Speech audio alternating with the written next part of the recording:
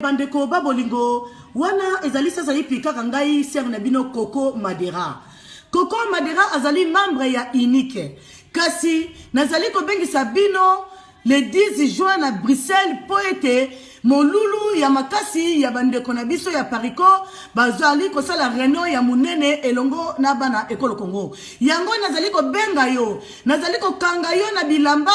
lolenge bakangi ndeko oyo bomoni présent yaka tata mama yaka parti politique nyonso yaka to solo la makambo ya Congo to vande la balonte na bondo libino boya to solo la makambo ya Congo pote mboka na biso ezali ko kende malamu te ndeko esiko yo vandi yaka to solo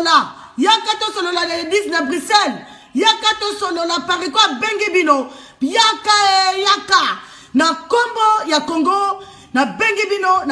bino boya ebele to solo la makambo ya Congo poete makambo ya Congo soki ngai na yo to solo li yango te mutu mususu akoya ko solo la makambo wana ya Congo o etali makambo ya mboka na biso azalite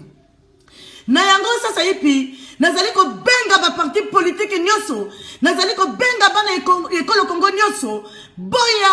boya le 10 juin na Bruxelles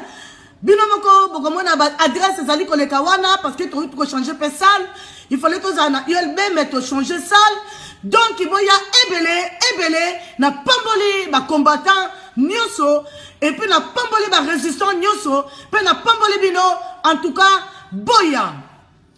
na likambu etali a Pariko ezali parti politique oyo ezali na discipline oyo ezali na mayele oyo ezali na bwanya pe mayele naleki na ko pambola bino lelo dimanche